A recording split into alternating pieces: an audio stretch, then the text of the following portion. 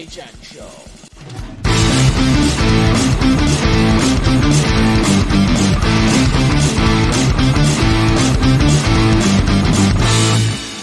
Welcome to the IHN show, ladies and gentlemen. Episode number 57. It's good to be back from the weekend here, and I can't wait until we get into the hockey segment for my very own Toledo Walleye. Oh yeah. Is it going to be good? Spoiler alert. Spoiler alert, he says. So, like he said, welcome back from the weekend. If you watched the, what is it called now? The Advanced Auto Parts Clash. I'm sorry you had to see that. Other than the fact that there was a sweet 16-car pileup at pretty much the end of the race, that was the only good part of the race, unless you like racing at plate tracks where they just line up in a train and go around the top of the track. Yep. If you like that, that was your style of a race, because that's what it was. I mean, it didn't help that, like, they would run, like, 15 laps, and they'd either have a caution for, there was going to be a caution on lap 25. Like, that was going to happen. Either they had that, or it rained. So it's like they never had long stretches. You never got to see what happened when they ran like 20, 25 laps, when there was a little bit of tire wear, and when the back of the cars got lighter because there's not fuel in the back. So you didn't get to see any of that. So, I don't know. I'm going to hope this isn't a precursor for what 2019 is going to be like. Because if it's like that the whole time, it's going to be a long season. And we're not even going to do fantasy.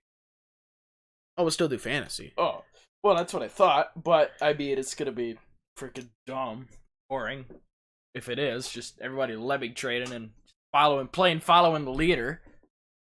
Yeah. All right. Well, we already missed Daytona 500 qualifying. I forgot that was this past weekend. So nobody gets...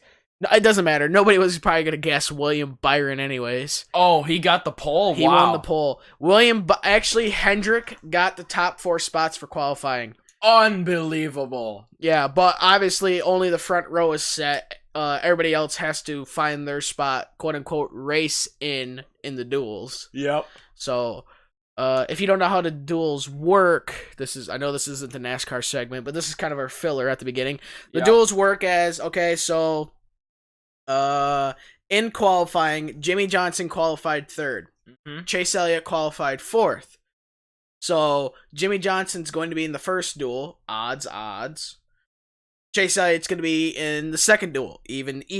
Yep. So, meaning, Chase Elliott is, no matter where he finishes... I mean, well, actually, so what it's going to be like is, if you're in the first duel, if you finish, say you win the first duel, you're going to start 3rd. Okay. Say if you win the second duel, if you win in the second duel, you're gonna start 4th, unless William Byron wins the first duel, because he's already locked in for the pole, unless he wrecks and he has to go to a backup. Yeah. But if you finish, let's say 5th in the first duel, if I'm not mistaken, that means you will start 7th. That's what I thought. Yeah. And if you finish 5th in the second duel, you'll start 8th. Yeah. So it just goes back and forth like that. So really, it doesn't matter. Yeah. Like if you start on the inside or outside at restrictor plate tracks. I mean, if they did this for like a 1.5-mile track pre-2019 package, you'd want to be in the first duel, because that means you would start on the inside lane. Yep. So, all right. What else do we got cooking in the oven? Do you got any good stories from the weekend? Oh, not a dang thing. Well, now that I think of it. So, speaking of NASCAR, when Jimmy Johansson won the race, my dad, and we all know my dad and I, and my mom are the biggest Jimmy Johansson haters, because, for my mom and dad, why they don't like him. One, he and Jeff Gordon were on Team Hendrick Motorsports or whatever for the longest time. Yeah, and then they still don't like Jimmy Johnson because of how many championships they won. So they don't like Richard Petty or Dale Earnhardt Sr.? No, my dad likes Richard Petty and likes Dale Earnhardt Sr. I know our family's pretty complicated. We don't like Jimmy Johnson. because he was on Team Hendrick with Jeff Gordon, and Jeff Gordon won a lot of races, and my dad wanted other people to win besides just those two guys back in the day. So when the race just got over, or not just when it got over, I walked out to my dad and I says to my dad, "So Jimmy Johansson won. What do you think of that?" And my dad says, "Sucks." Yeah. Oh my gosh, it was so funny. Well, yeah, he pretty much caused the huge pile up in the turn going into turn 3. Well, I mean, I wouldn't argue it was completely his fault. I wouldn't argue it's Paul Menard's fault. Mm-hmm. I would personally put more of the blame on Johnson. Yep. Because he went down. He was in second. Mm-hmm. He went down to pass Menard, but it looked like he came up to side draft him so he could complete the pass. Yep. You know, like every driver does. Mm-hmm. You side draft, and I don't know if when he was coming up, they got sucked together, or Johnson miscalculated how close he was, or if Menard came down a little bit. I don't know, because they didn't have. If they would have had like an overhead shot from like the Goodyear blimp, yep, it would have been a great shot. But the Goodyear blimp's not there for the Clash. That's they're gonna be there for the Daytona 500. Yep. But I would still place most of the more blame on Johnson.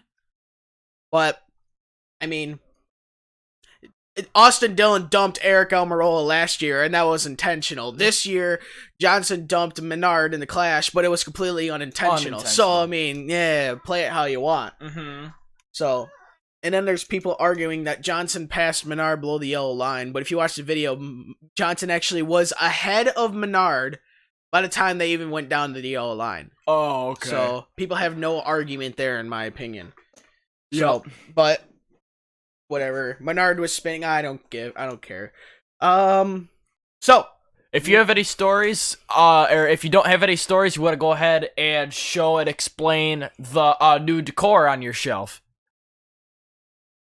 Oh. Why don't you explain it? It's your stuff. Oh, well, okay. Just tell me where to point and I'll point. All the way to the left at the number 5 car, we have the orange and blue Kellogg's Frosted the Flakes sponsored Terry Labonte. A little hard. It's a little hard to see him in the shot? Yeah. Oh, well, that right there, we have the Terry Labonte car. And if you point all the way to the right at the number green 18 Interstate Batteries car, we have Green Mean Machine. We have Bobby Labonte. So I brought those in and I thought, oh, that'd be a nice addition to the show with a few pucks here that I'll explain in a minute. I brought in the Labonte brothers. I mean, my dad and I have liked the the Labonte brothers for so long now. So I thought bringing in the 5 car, or one of the latest cars that Terry Labonte drove, and the classic green 18 Interstate Batteries car that Bobby Labonte drove for so long was a nice addition to the show. I got quite a few diecast too. Yeah, we should get all of our diecast cars on this show. I need a shelf. On the shelf, yeah. I need a shelf. I know, that's the thing. We need some like office furniture or something. We need some Patreons. Yes. Oh, speaking of office furniture, isn't that a good segue? Oh, yeah. Okay, so in case you notice, if you really pay attention to them much, you can see that I have a new chair. Then again, you have to look around my fat ass to see it, but don't laugh at that. And that's a technical term. Don't laugh at that. You can lose a dinger. Nice. All right, boys. I'm starting out strong. Starting out strong at -1 dingers. And you are in the lead at 0 dingers. How is that possible? Well, when you have -1 dingers. Oh, yeah, that's right. Jeez. Mm-hmm. Sharp as a bowling ball. Oh, yeah, I love it. Okay, so, like I said, recently I got a new office chair, and it's a used one because I'm a poor old white boy. Can't afford it. Can't afford it. Can't even afford to rent. Good thing I bought it at Goodwill. Yeah. No, I'm not that bad. So... You're terrible. I'm trying to read something here. Oh, yeah. Good Lord. All right. Anyways, so I went to Modern Office Interiors, and not just because my dad works there, but they have used office furniture for sale there as well. And now used, they don't just have people like bring in, and then they're like, all right, looks good. The fabric's all torn, and it looks like hell. No, they'll put new fabric on stuff. Yeah. If they, if it has a broken wheel, they'll make it look new. Yeah.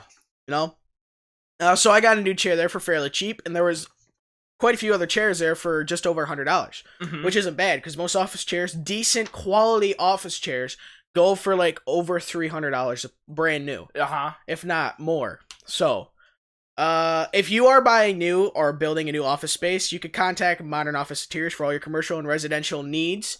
They have obviously used chairs and new. Mm-hmm. They can brush up old chairs, reman them. Sorry, Fix for hitting the them. mic. Put some WD-40 on the stuck wheels. Yeah.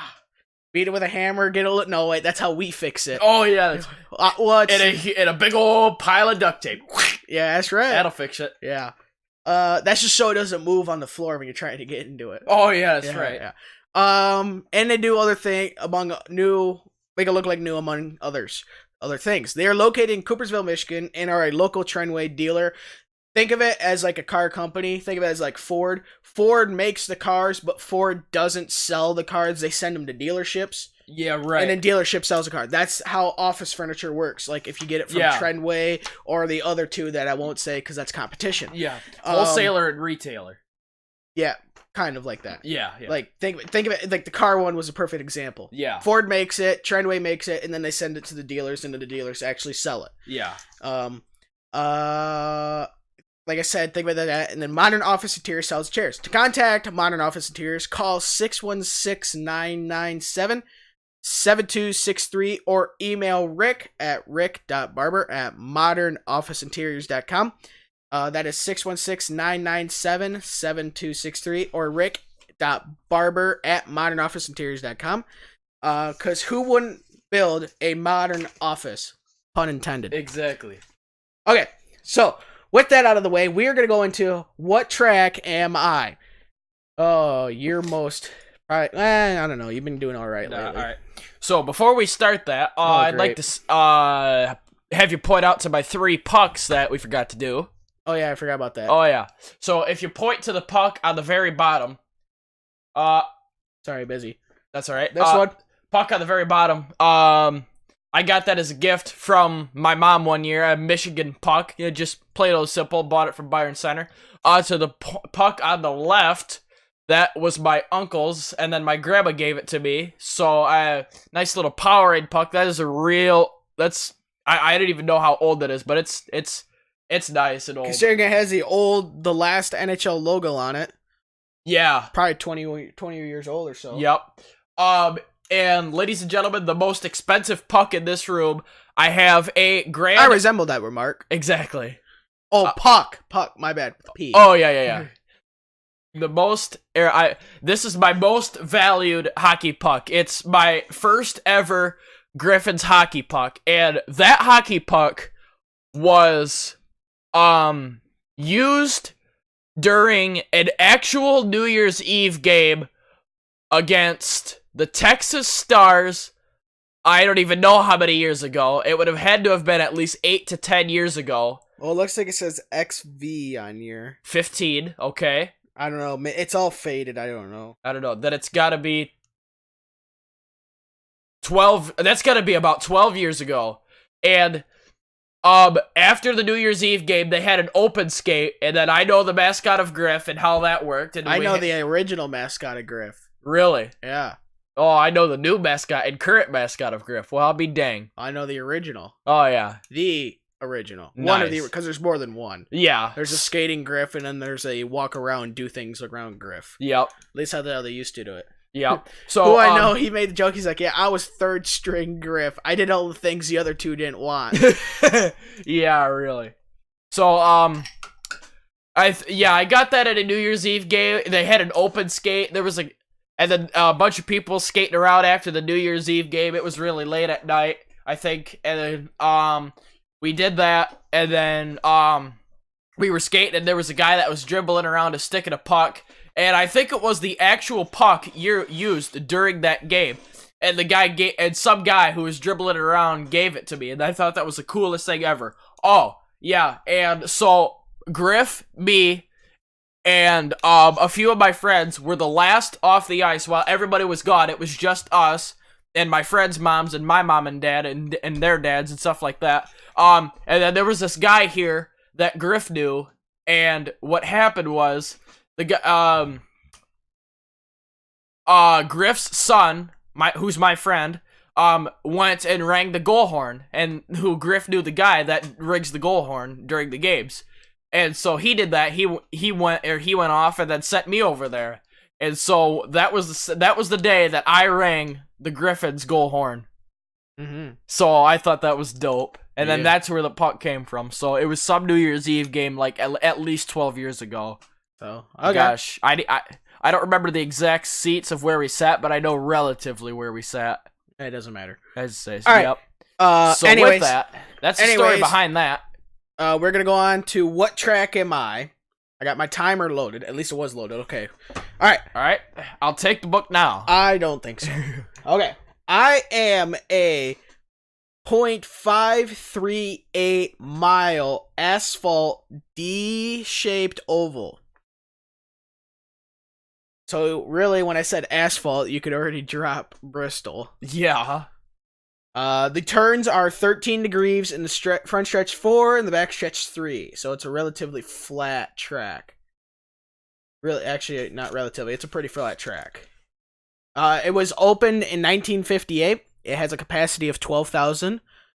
It was originally named Ramby Raceway.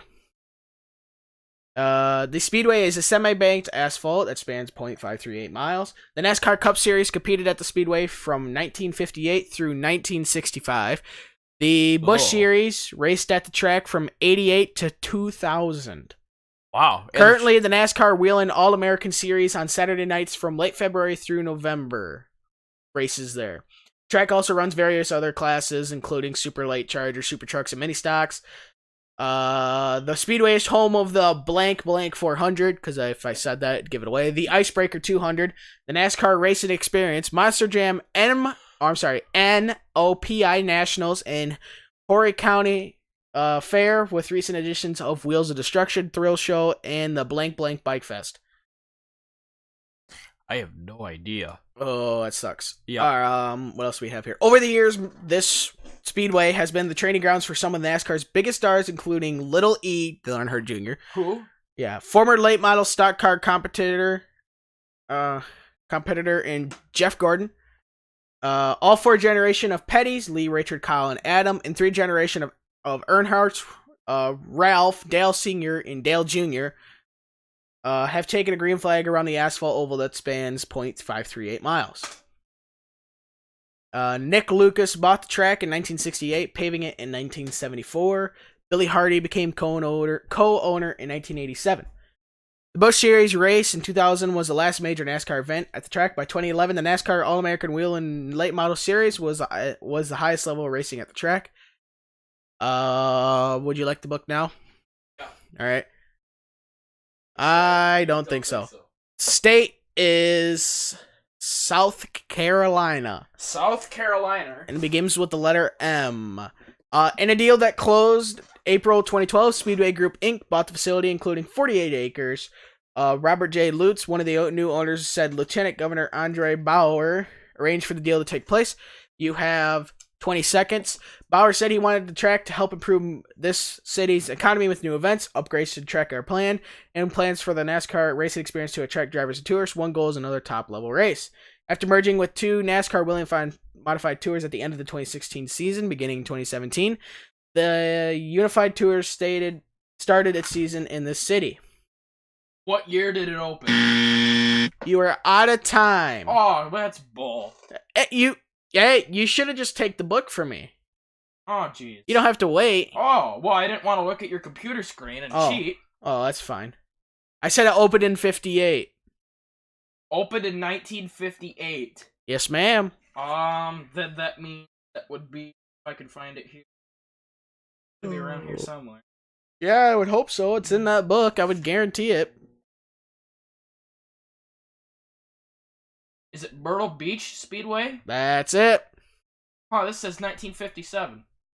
Opened or built? Oh, I don't know. Oh. Okay. If it's 1957 and you said it opened in 1958, then that must mean built in 57. It might have been built in 57, yeah. Whatever. Okay. Well, what do you want to do about it? I can't do nothing about it now. That's what I've heard of that track before. Yeah, I know. You've said it before on the show. Oh, yeah, that's right.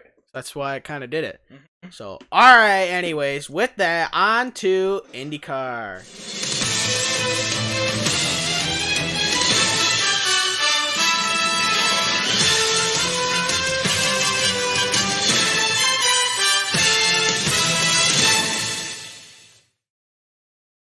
Alright, in the wide world of IndyCar, there is a new version of the mobile app. It is powered by NTT Data. Shocker. It was the Verizon IndyCar app, and now it's just called IndyCar. And then when you open it, it's just powered by NTT Data. Let me see, what else do I have here? Laguna Seca test helps rekindle memories despite a rain there. You are in virtually the desert. How the hell is there rain? Exactly. It's kind of like when NASCAR went on their West Coast swing and it rained in, I think, Phoenix, Vegas, and Fontana. It's like, you're in the desert for 2 out of those tracks. What do you mean there's rain? Exactly. I think a few years ago when I had to have been it was a fall race, I believe, at Phoenix, and Dale Earnhardt Jr. won that race because it got rain shortened. And I'm just thinking, what? You guys probably get rain like twice a year, and that was one of the times it rained. Nice job. Jeez. Piece of junk. Alexander Rossi has many fond memories of IndyCar racing at WeatherTech Raceway Laguna Seca, even though he's never raced an IndyCar at the famed road course. A lot of people think Sonoma is my home track, but it is really here, said Rossi, who made it feeling emotional when walking around the track on Thursday. My dad brought me here for my first race when I was 3, and even though I don't remember that race, it was a father-son thing we did until I was 11 before I transitioned to go-karts because of being here and loving the racing here. Rossi joined 20 other NTT IndyCar Series drivers. 23 were scheduled, but AJ Foyt Racing chose to sit out due to forecasted weather for a one-day test at the 2.238-mile circuit on Friday, which served as an unofficial kickoff to the 2019 season. But Rossi wasn't the only driver with pleasant memories at the track, which was host to the season-ending Firestone Grand Prix of Monterey in September. A fantastic circuit, 5-time NTT IndyCar Series champ, Scott Dixon said, "I've thought that since I first came here in '99. It's been a great reception. There's a lot of people out here today." Carlin's Max Chilton raced in the United States for the first time at WeatherTech Raceway in what was a Star Mazda Championship in 2007 and won double poles for Indy Lights races at the track in 2015. That history helps make it one of the Englishman's favorites. "I really love this track," he said after hopping into the number 59. Gallagher Chevrolet. "I feel comfortable here, but the guys have worked incredibly hard all winter. I haven't been in the car in 5 months, but they still developed the car. This is the first test, and obviously the work has paid off. It was only morning, but it was a good sign. The morning, though, was the only activity of the race of the day, as rain cut short the test during the 1-hour lunch break. Still, it gives Chilton in the second-year Carlin squad confidence heading into the NTT IndyCar Series official spring training open test at Circuit of the Americas in Austin, Texas next week.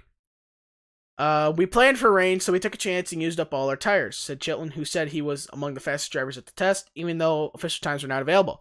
"I think we learned a lot, and we're really feel comfortable when we come back here in September. Hopefully we can continue this into Austin, and then Sebring, and then the opener in St. Petersburg." The 17-race NTT IndyCar Series season opens with the Firestone Grand Prix of St. Petersburg on Sunday, March 10th, 1 p.m. Eastern on NBCSN and Advanced Auto Parts IndyCar Radio Network. Okay. What else do we have here? I don't see much. IndyCar's Patricio Award parts ways with Harding Steinbrenner Racing. Let's see what this is all about. The reigning Indy Lights champion, one of the brightest young talents in the... Open the damn website, would ya? Oh my god. It's junk. Oh, gee. Come on. Killing me, man. There we go. Only took 5 hours. Alright, the reigning Indy Lights champion and one of the brightest young talents IndyCar paddock is now a free agent. Patricio Award announced Monday during IndyCar media that... Get out of here. That he and Harding Steinbrenner Racing announced have decided to part ways less than a month before the NTT IndyCar Series takes to the streets of St. Petersburg for the season opener. The Harding Steinbrenner Racing team supported my decision to seek a new opportunity by releasing me from my contract and allowing me the opportunity to find a new team before the start of the 2019 season, the young Mexican burrito driver said in a new release. "Now I am fully focused on finding the right opportunity, and I will use my scholarship from the Indy Lights for 2019. While the award didn't provide any reason for the split in the news release, there have been rufflings Rumblings all offseason at Harding Steinbrenner were struggling to find budget to field this 2-car operation. Indy Star has reached out to the president of Harding Steinbrenner Racing, Brian Barnhart, for comment. Last season, Award held off former Harding Steinbrenner teammate Colton Herta to win the Lights title. Award won 9 of 17 races last season and podium in 4 others. He finished the season with a 9th place finish at Sonoma in Harding's number 88 Dale Earnhardt oh wait, wrong series car. Okay, that was a lot, but that's all there is. All right, fun fact, you go first. All right, my fun fact is for hockey, I have today's team of the Edmonton Oil Burners. Famous Edmonton oil burner Paul Coffey. Who? Exactly. Has the NHL record for defensemen in one playoff. Not series. One season, one playoffs. Like the entire playoffs, he has the record for a defenseman in 1 year. In the 1985 playoffs, Paul Coffey, for defenseman, has 37 points. Oh. Tearing it How many up. playoff games did he play that year? I don't know. Doesn't say. What year was it? 85. That was the year Who won the 85 Cup? I should know this. I believe Edmonton did win it. Yeah, I'm pretty sure it was. All right, so you say 1985, so 84-85 season. I'm pretty sure it was the Oil Birders. They played, 18 games. He had 12 goals, 25 assists. Dish, man. He had 121 points that season. Regular season. He had 138 the next. Holy crap. He had almost 50 goals for a defenseman. That is nuts. Dish master. Oh, man. Just a few. He didn't even play the full season. He only played 79 games. Good lord. Tearing it up. What was he drafted over? He had to have been he was 6th overall. Holy crap. That's a pretty good 6 overall Yeah, pick. what a steal that is. Yeah, really. Holy hell. This guy's nuts. Yeah. This guy's full of himself, I swear. Yeah. Is that your fun fact then? Yeah. Okay. Okay. Why is he full of himself? Oh, because he drinks a lot of coffee. Shut up. Okay, so this is before they do the different configuration for what the track configuration they're gonna use this year for NASCAR. But drivers who complete the Toyota Save Mart 350 Monster Energy NASCAR Cup Series race will make 1,100 turns around the road course. Holy crap! The race spans 110 laps. Just a few. And it's a 10-turn course. Just a few. Yeah, think about it. Imagine if your power steering went out. Oh, you're screwed. Forget it. Yeah. Gotta give up. Forget it. You're done. Might as well just pull her down pit road and park her. Put a cork in it. You're stop. Well, it is. Oh, that was a good one. I don't think that was an intentional one. Where's my crashes? Come on, damn thing. Do you understand why I gave you that? Put a cork in it? Yeah. No, but that's just what my dad says. Oh, while Sonoma's in wine country. Oh, nice. So nice unintended pun. Thanks, I'll be here all week. Oh, jeez. That's the part I'm worried about. Yeah. So, alright, with that, we are going to move on to a segment of Hookie. Hookie, not Hookie. Oh, yeah, Hookie, that's what I meant. Because if that, you're 2 minutes... Hookie's mine, Hookie's yours. Yeah, Hookie's 2 minutes in the sin bin. Oh, yeah, that's right. Alright.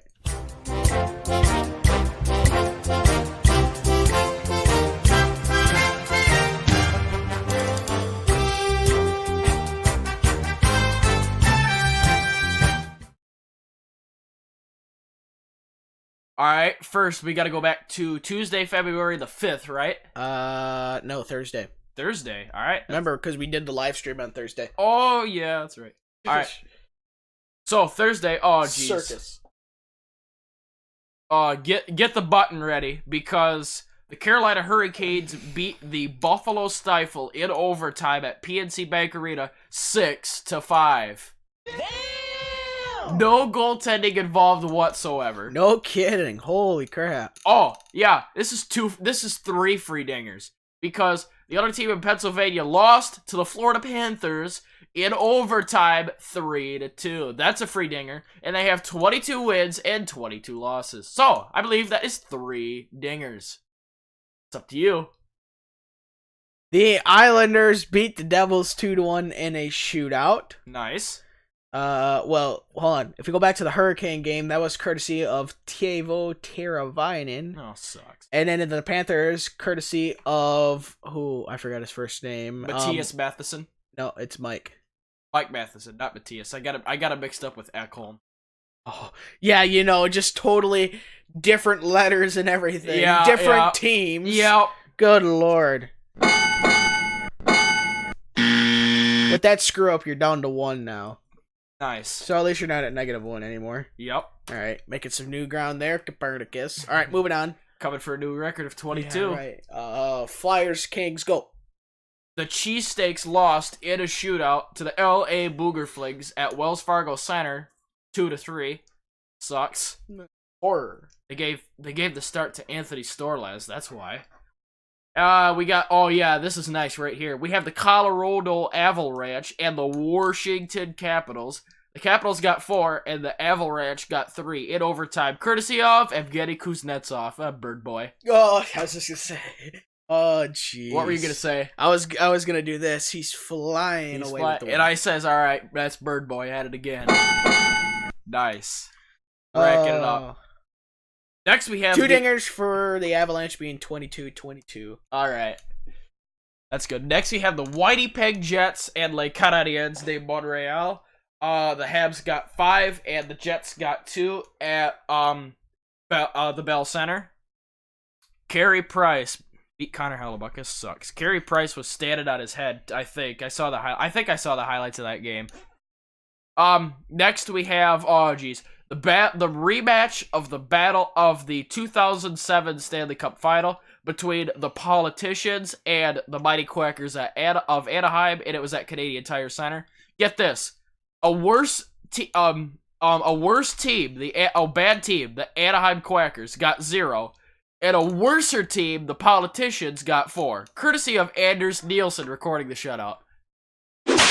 That sucks. Well, you say worser team, but you're talking about a team that has essentially 1 less loss.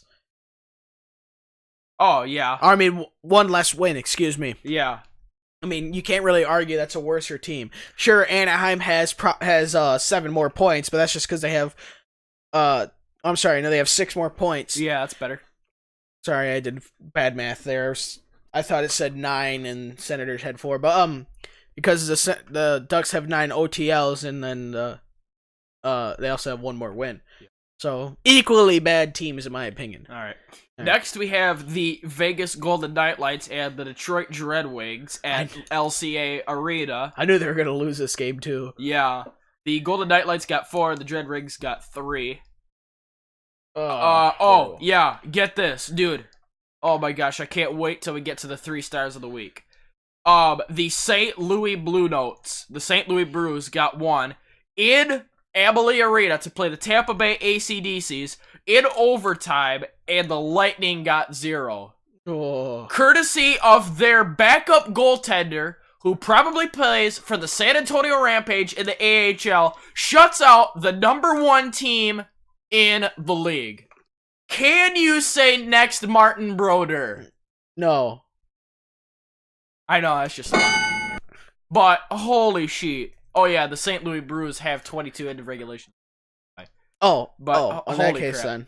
Nice, racking it up. All right, I was going to give him because it was a backup that beat the Lightning. And shut him out. Yeah. Like, holy crap. And that win was because of... That is spine-tingling. Oh yeah, in overtime, who got it? Braden Shed. Braden Shed. He played for Philly, didn't he?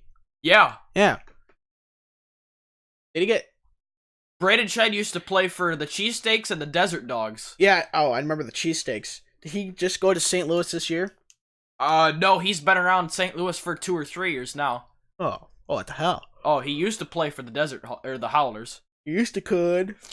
Next, I saw the highlights of this game. This game sucked. We have the Smashville Predators in overtime They got 3 at Bridgestone Arena, and my Lone Star State Stars got 2. It sucks. Courtesy of Ryan Johansson. I wonder who he's on his fantasy, or I wonder whose fantasy team he's on.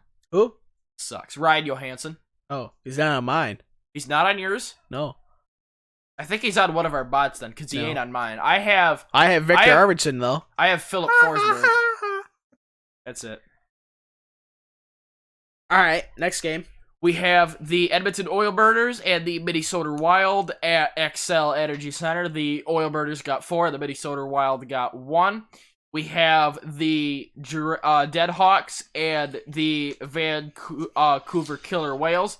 The Killer Whales got 3 in overtime, and the Deadhawks got 4, courtesy of Johnny Tays. Oh, jeez, should have picked up Alex DeBrincat. Holy crap, he's got 28 goals as of this game. Yeah, holy smokes. And I think he got one more when they played Detroit. Yeah. Tearing it up. Next, we have the San Jose Shark Tanks and the Calgary Sizzlers. That the Shark Tanks put out the fire, as the Shark Tanks got 5 and the Sizzlers got 2.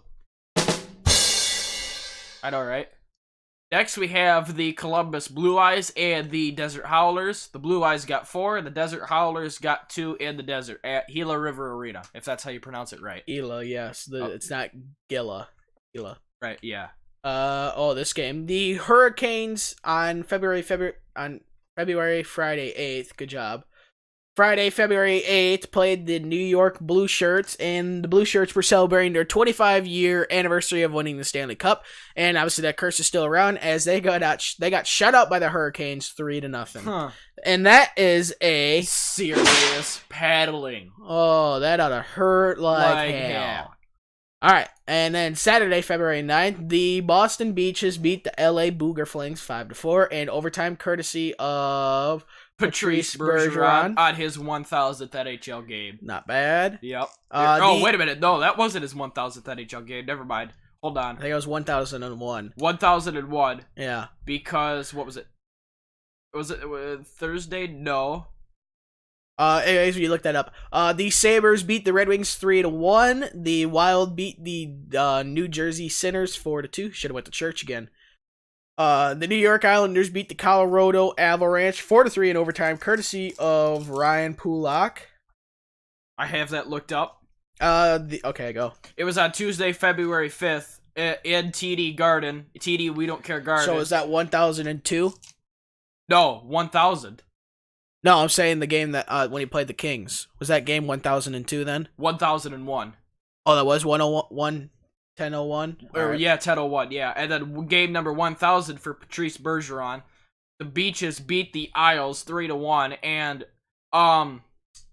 Brad the Fat Rat Marchand gave Bergeron a back pass so he could score an empty netter. Oh yeah, I remember that. I remember that too. I mean that's kind of nice. Yeah, so, I still don't like him. Yeah, I know we still don't like these guys, but that's nice. I still don't like him. All right. The Philadelphia Flyers beat the mighty failures of Anaheim 6-2. That is a paddling courtesy of Carter Hart standing on his head. I swear, this kid is nuts. The St. Louis Blues beat the Smashville Predators 3-2. Courtesy of Jordan Binnington, the backup. He beat Smashville too. How about that? Killing it. This dude. The Senators beat the Jets 5-2. Holy crap. Winnipeg, get your together. Yeah, that's a paddling. The Yotes beat the Stars 3-2. The Sharks beat the Oil Failures 5-2. That's no. Well, what was the surprise was the freaking Senators beating the Jets. Yeah. What do you expect? The Jets beat the Senators. Exactly. The Maple Leafs beat the Canadiens 4-3 in overtime, courtesy of Johnny G, who is on whose fantasy? Oh, yeah, that's fine. Sucks. Yeah, 33. That is 1.5 times of 22. I saw the highlights of that game this afternoon. It was a great battle. It really was. The Lightning beat the other team in Pennsylvania 5-4. I like it. Speaking of 5-4, the Panthers beat the Capitals 5-4 in overtime, courtesy of Mike Hoffman. Nice. The Canucks beat the Flames in a shootout 4-3, and the Blue Jackets beat the Golden Knights 4-3 as well. I saw the highlights of that game too. Courtesy of Sergei Bobrovsky. Get the W. Oh, yeah. Did you see the Golden Knights end of regulation losses? I don't care. Okay. All right, Sunday, February 10th. Go! Let's see here. The St. Louis Blues beat the Smashville Predators in overtime. Back-to-back dubs for the St. Louis Blues. And I predicted back-to-back dubs well, for it's the actually Smashville back Predators. to back to back. I'm one of the two best teams in the league. That's insane. Yeah. Predators and Lightning. Yeah, but this time it was Jake Allen, 5-4 in overtime. The Blues take Well, it. yeah, they're not going to play the same guy. And then Tarasenko got a hattie. And guess who you dropped on fantasy? That was so long ago, though. I know, that's the thing. I don't care. Next, we have the Chicago Deadhawks and the Detroit Dreadwings at United Center. It's the battle of the dead. It's a battle of the dead teams. Come on, being lax, as someone would say. I know. Hashtag lose for Hughes. The Dreadwings got 2, and the Deadhawks got 5, which is really good. Next, we have the Boston Beaches and the Colorado Avalanche. Oh, yeah, I saw this. What? No, not that. I'm saying, I didn't realize Jonathan Bernier was in that game. Oh, I knew that. I forgot. It's like, man, it seems like every time the Red Wings, like, you totally crap the bed, Bernier's in that. Yeah. And so it looks like he has awful stats, but he's not. He's not a bad goaltender. He was killing it last season for Colorado. Yeah, Detroit just plays like absolute in front of him. It's stupid. And that's a technical term. Yeah. Yeah. It's dumb. Yeah. He's still fine. Yeah. So I know, but it just makes him look bad. And yeah. He's not a bad goalie. I mean, I always figured he was going to be a great backup, but jeez. Yeah. He is a great backup. Detroit just plays like crap. Yeah. Next, we have the Boston Beaches and the Colorado Avalanche. The Boston Beaches beat the Avalanche 2-1 in overtime at TD We Don't Care Garden, courtesy of Brad the Fat Rat Marsh. So, did you see Colorado's record? Yeah, I'm looking at it right. Yeah. 22, 22, and 11. 2 22s and 1 11. That's half of 22. I like. That's nice. Hey, yeah, 4 daggers. I'll take it. Next we have the Winnipeg Jets and the Buffalo Stifle in KeyBank Arena, I think it is. What is the Stifle? Yes. Yeah, KeyBank Arena, that's it. The Winnipeg Jets got 3. Mark Scheifele, empty netter, thank God for that. And he also got an assist, so I'm racking up the fantasy points with him. I know what you're going to say. I know you're going to say, hold on, I'll let you say what you want to say until we get to fantasy. And the Stifle got 1. Yes, go ahead. I was going to say that. Okay, so you said Colorado's record was 22, 22, and 11. Yeah. Okay. They are currently 22nd in the standings. Nice! This day can't be going any better right now. Starts at -1 and he's already up to 11. Holy crap. On second thought, until we get to fantasy. Yeah. Hey, Detroit's 30th in the league. All right, we're 2 points from last. Keep sucking. Yeah, exactly. All right, put Bernier in that. Oh, no. Exactly. Yeah, do that. Well, I actually do that because I have Howard on my fantasy. Sorry, Bernier. Yeah, really. We have the New Jersey Devils and the Carolina Hurricanes at Prudential Center. The Sinners got 3, and the Hurricanes got 2. Courtesy of Marcus Johansson. Keith Kincaid. Yeah, it was a good game. I didn't see the highlights of that, but I would assume that's good. I might have saw the highlights. I'm not sure. Next it was only yesterday. I mean, I don't think I did. But we have the Minnesota Wild and the New York Fishermen. I'm telling you, these fishermen.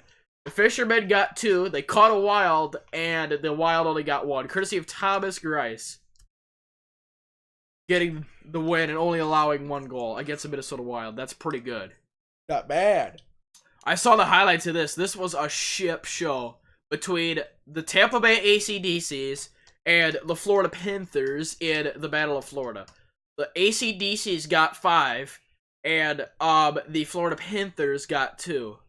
You just couldn't stop them. Nikita Kucherov, 2 goals, ending his 12 or 13 game goalless drought, giving me fantasy points. Brandon Point, Thank God for that. 1 goal. Give me fantasy points. I know, yeah, he did get one. Yeah, he got a really nice one too. Lastly we have the Maple Laughs and the Blue Shirts at Madison Square Garden. The Blue Shirts got 4 and the Maple Laughs got 1. Unbelievable. Oh, it's very believable. I know, because the Blue Shirts were at home, but I mean, beating the Maple Laughs, that's surprising. All right. For schedules. Monday. Tuesday, February 2nd. Oh yeah, that's right. Jeez. Every time. Yeah. The Blackhawks play the Boston Bruins at 7 p.m. in TD. We don't care, Garden. Patty Kane, 81 points. Dish Master. The Islanders play the Sabres at KeyBank Arena at 7 p.m. The Stars play the Florida Panthers at 7 p.m. at, BB&T Center. Yep, Tyler Seguin, 22 goals. The Capitals play the Blue Jackets at 7 p.m. at Nationwide Arena. The Hurricanes play the Senators at Canadian Tire Center at 7:30 p.m. Eastern. The Flames play the Lightning at 7:30 p.m. The Devils play the Blues at 8 p.m. The Red Wings are hosted by the Predators at 8 p.m. They're going to lose that game. Yeah, really. Larkin actually has 52 points. Not bad. And 23 goals. He has as many goals as he had his rookie season. Wow. So, for a ship team. Yeah, no kidding. The Flyers are playing in Minnesota against the Wild at 8 p.m.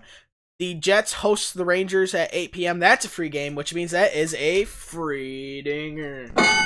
You're on the board. Oh, you're on the board too. Oh wait, no, you've been on the board. Well, duh, I sure as heck hope so. You're up to 1 dinger right now. The Maple Leafs travel to the Mile High City to play the Colorado Failing Avalanche at 9 p.m. Their team is an Avalanche right now. Yeah. Oh, jeez. And the Yotes play the Golden Knights at 10 p.m. in the Sin City. Wednesday, nice. February 13th. Go! First, John Tavares, 33 goals, and Mitch Marner, 66 points. February 13th. Holy sheep. Yeah, February 13th. Go. We have the Edmonton Oilburners taking on the other team in Pennsylvania at Dumpster Fire Center at 8 p.m. Eastern. Connor McJeepers, 81 points. 4th liner. Go ahead. I love how Patty Kane has just as many points as Connor McJeepers. That's nuts. Hold on, I gotta go back to Tuesday a second. I was gonna say, how many is Kucherov? Kucherov has 84. Johnny Gaudreau has 75. 84 Kucherov. Yeah, I'm glad Kucherov's on my fantasy team. Thank God for that. Yeah. For killing it, and lastly, we have the battle of the ship teams between the Mighty Ducks of Anaheim and Honda Center to play the Vancouver Killer Whales. The Killer Whales, the Ducks are gonna get squashed. Go ahead. Yeah, they're gonna be like this. Yeah. I would argue the Canucks are not a bad team. They're over 500. Yeah, I would too, but alright. The Ducks are a bad team. They are the definition of a bad team. Yeah. How they lost 11 in a row and were not in, or was it 12? Yeah, that's 12 nuts. in a row and they were not in last. Everybody else below them majorly sucks. Ass. Holy crap. Alright, Thursday, February 14th. Keep going, Ed. As I say, I gotta keep going. I only read 2 games. Thursday, we have... I'm sorry, Harold. Yeah, that's better. Thanks, Ed. We have the Calgary Sizzlers and the Florida Panthers at 7 p.m. Eastern. That's at BB&T Center. We have the New York Fishermen and the Columbus Blue Eyes, a battle in the Metro Division at 7 p.m. Eastern. That's in Nationwide Arena. We have, good battle. This is going to be a good battle right here. We have the Ottawa Politicians and the Detroit Dreadwings at LCA at 7:30 p.m. Eastern. Can you say battle of the ship teams? Yes. Exactly. Battle of the 2 last place teams. That's why I said that, yeah. Oh, no! The Dallas Lone Star State Stars are in Amalie Arena to be hosted by the Tampa Bay AC/DCs at 7:30 p.m. Eastern. It's going to suck. Could be great. Yeah, it's the battle of Ben Bishop, if you know what I mean there. Mm-hmm. Next we have, I got it. We have the battle of PK Subban and Shea Weber between Les Canadiens de Montreal in Bridgestone Arena to be hosted by the Smashville Predators at 8 p.m. Eastern. That is a free game, which means that is a free dinger. Next, we have the Colorado Avalanche and the Winnipeg Jets at 8 p.m. Eastern. That's at Bell MTS Place. We have the New Jersey Sitters and the Chicago Deadhawks at United Center at 8:30 p.m. Eastern. We have the St. Louis Blues and the Desert Howlers at 9 p.m. Eastern. That is in Gila River Arena. And we have the Toronto Maple Leafs and the Vegas Golden Knights at T-Mobile Arena at 10:30 p.m. Eastern. We have the Vancouver Killer Whales and the LA Booger Flags at 10:30 p.m. Eastern. That is at Staples Center. And lastly, in San Jose, California at SAP Not SAP Center at 10:30 p.m. Eastern, the Shark Tanks host the defending Stanley Cup champs, the Washington Capitals. All right, back to predictions. Tuesday, February 12th. Blackhawks or Bruins? All right, they both get an L. I have the Deadhawks. Well, obviously, you gotta take the lesser of two evils. Yeah. Islanders or Sabre? Islanders. Yep. Stars, Panthers. I have the Stars. I have the Panthers. Oh, Capitals or Blue Jackets? oh, jeez. I have the Blue Jackets. Me too. Exactly. Hurricanes over the Senators. Yep. Flames, Lightning. Ooh, oh my, is Lightning, that gonna be good, boys? Lightning, because they're at home. Yeah, I have. But that's only because they're at home. Yeah, the Lightning are gonna thunderstrike them. Oh, stop it. Blues or Devils? Bruce. Look at the Bruises record right now. Do you believe that record? 27, 22, and 5. They were second to last at the very beginning of the season, and now they have a record of over 500 by 5 games. That's nuts. Yeah. They've been going on a tear lately. No kidding. In my original Stanley Cup predictions. Yeah, holy crap. I still don't think they're Yeah, there's no way they're going to win it, I don't think. I mean, they're right now they're one position out of the actually no, I have no idea. Don't they have the first or the second wild card spot? Yeah, they do. Yep, that's what I thought. Only by 2 points. All right. Dreadwings or Smashville? Who do you have? Smashville. All right. Smashville for both my picks. Exactly. Flyers or Wild? I have Minnesota. Okay. Jets over the Rangers. Yep. Maple Leafs over the Avalanche. Yep. And Knights over the Yotes. Yep. All right. Wednesday. Oil Birders over the other team in Pennsylvania, 69-0. Yeah, Cam right. Talbot records that shutout. Okay. Fat Whales or the Fail Ducks? I have the Fat Whales. Okay. Well, yeah, the Fail Ducks just fired their head coach.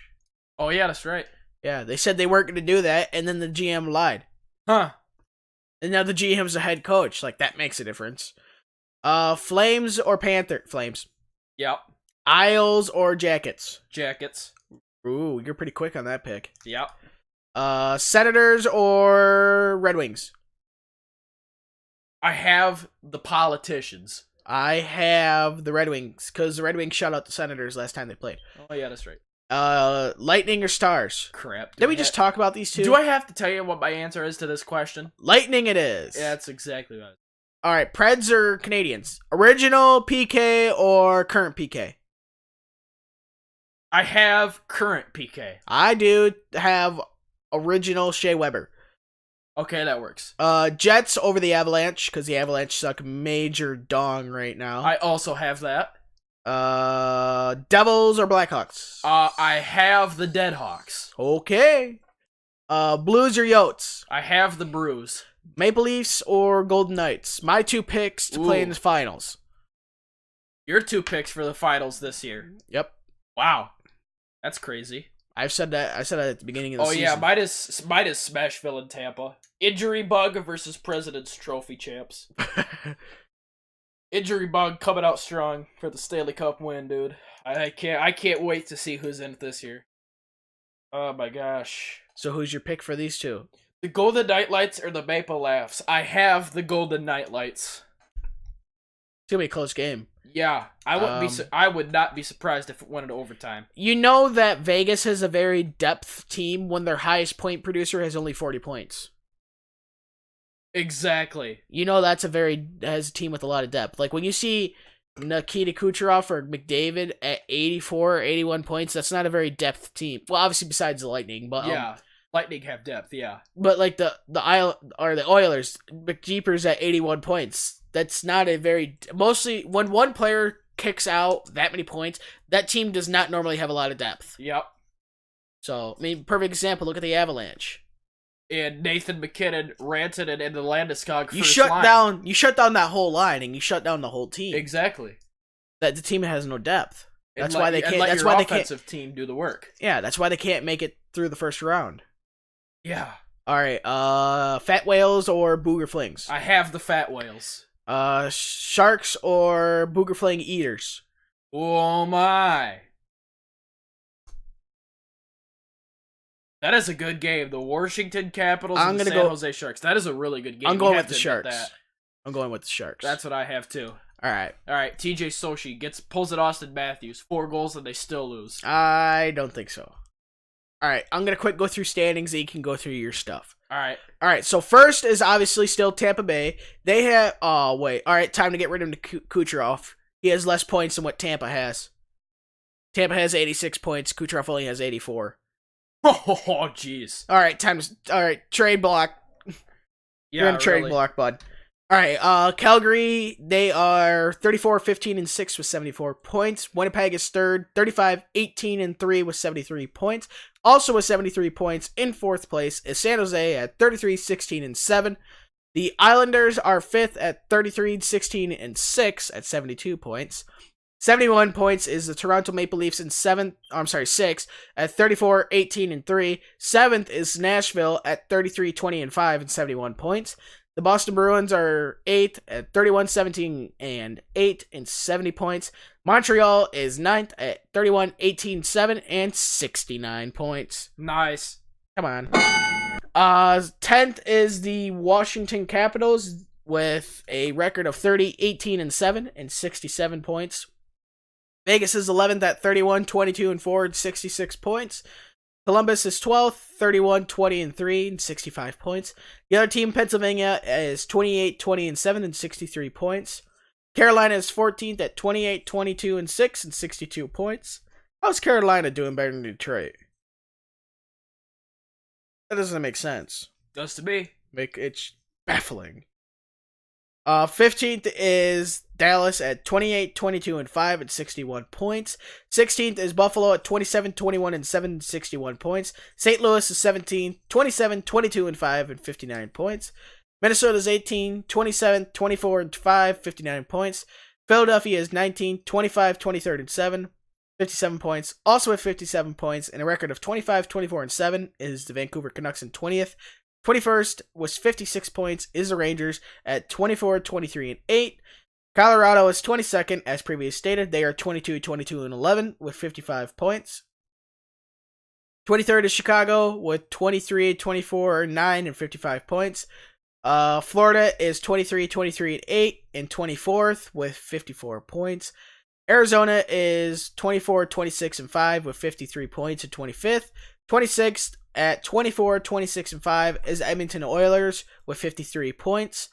With 51 points is the LA Kings in 27th, who are 23-27-5. Anaheim is 21-26-9 and 51 points and 29th is the New Jersey Devils, 21-26-8 and 50 points. Detroit is 30th, 21-28-7 and 49 points, and 2 points behind in 31st place at 21-29 and 5 and 47 points is the Ottawa Politicians. Your scores go. All right, so I was looking at the news here of what to read here and scroll back up to the top. Okay, let's see here. First, we gotta start with the Griffins and save the best for last. On Wednesday, the Griffins hosted the Manitoba Moose and they beat them 2-1. Thank God. On Saturday, February 9th, they hosted the Wilkes-Barre Scranton Penguins. When they hosted them, it was a sell-out crowd at Van Andel Arena and did not disappoint against the other team in Pennsylvania's AHL team, as the Griffins got 4 and the Wilkes-Barre Scranton Penguins got 1. Thank God for that. So, on Sunday, February 10th at 4 p.m. Eastern, it was a day game. They hosted the Chicago Wolves, and it was opposite day of 4-1 because the Griffins got 1 and the Wolves got 4. It sucked. Oh my gosh, Dylan McElrath had a fight with some guy. Oh my gosh, knocked him out. It was great. Let's see here. Oh yeah, do we have some upcoming games? It's gonna be great. On Friday and Saturday at 7 p.m. Eastern at Van Andel Arena, they host the San Antonio Rampage, looking to get revenge on them after losing to them their last time they played them. So, it's going to be a good weekend for the Griffins. And then next we have the T-Town Hockey Toledo Walleye. On Saturday, the 9th, they hosted the Indy Fuel, and they beat the Indy Fuel 5-4. And on Sunday, they weren't done yet as they had a rematch with the Indy Fuel and beat them 4-1. It was great. Let's see here. On Friday, the February 15th, we are hosted by the, Cincinnati Cyclones at 7:35 p.m. Eastern, that crazy time there. And then on Saturday, we host Cincinnati at 7:15 p.m. Eastern at Huntington Center. And then we stay home on Sunday for 3 games in a row as we host the Kalamazoo Wings at 5:15 p.m. Eastern on February 17th, Sunday. That's what I wanted to say. ECHL standings here. There was changes over the weekend, I believe. Let's see here. Yeah. No, actually, I thought there was. Manchester Monarchs moved up to 9th. Newfoundland's in 3rd. Utah's in 4th. Toledo's in 5th, if I did not say that last episode. Cincinnati's still in 2nd, and Florida's still in 1st. Oh! The Blackhawks are on a 7-game winning streak. That's great. That's amazing. They need to keep that up. Yeah, Avalanche is on a 7-game losing streak. They need to start winning. Come on, Landeskog and McKinnon. Come on, Rantanen. Exactly. So, these are the 2 newses I wanted to say in the ECHL. Newses? Yeah, the 2, pieces of news topics. There you go. That I wanted to say. There we go. Okay, first, your very own favorite, Greenville Swamp Rabbits. You know all about the Swamp Rabbits. Love them. So, Listen name. I gotta go to the ECHL scores here of what happened. Your Greenville Swamp Rabbits were dead nuts last in the league. Oh, well, not anymore. Not until you hear this. Okay, let me scroll down to the bottom here. Oh yeah. Here, come on, get a fight. Oh yeah, there it is. The recently moved up Manchester Monarchs moving into 9th place. The Greenville Swamp Rabbits are not last in 27th. The Allan Americans are. And the Greenville Swamp Rabbits are in 26th. Get this. They played 9th place Manchester Monarchs. The Monarchs got 3. And the Greenville Swamp Rabbits got 7. Oh. And that is deserving of a serious paddling. Oh, yeah. Oh, that's what else I also wanted to say.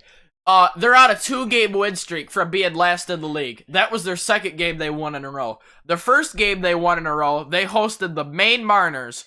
The Mariners got 2, and the Greenville Swamp Rabbits got 8.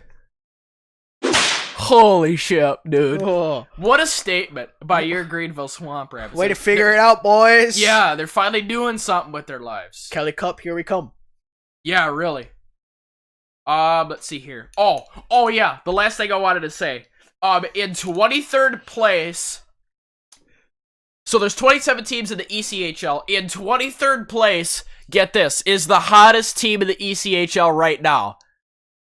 How does that work? So they're on a winning streak? Yeah. Holy crap, this is nuts.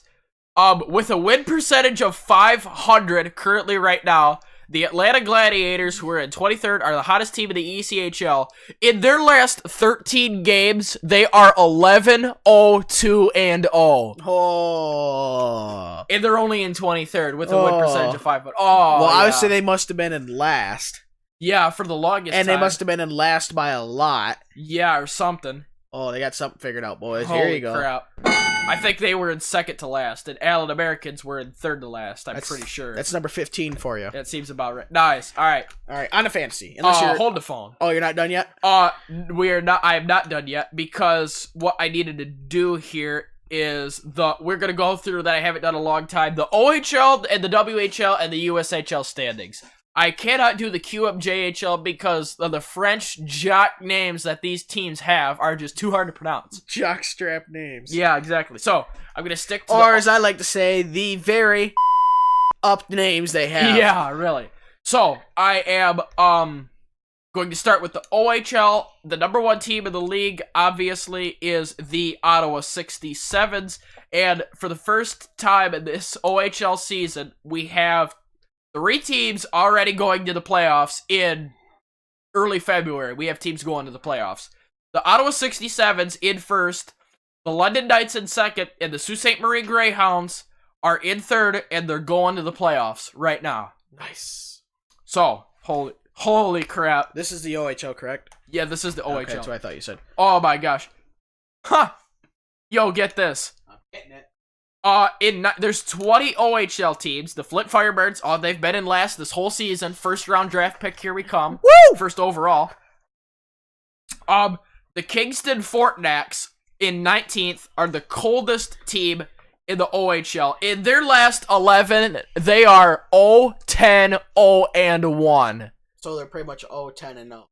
0-10 and 1. Yeah. In their last 11. Jeez. Oh, yeah, and the Terrible much? Yeah, and the Ottawa 67s, first in the league. Guess who's hottest? Guess who's the hottest team in the OHL right now? Oh, okay. First in the league. Ottawa 67s, guess who's the hottest team in the OHL right now? The Ottawa 67s. Who do you think?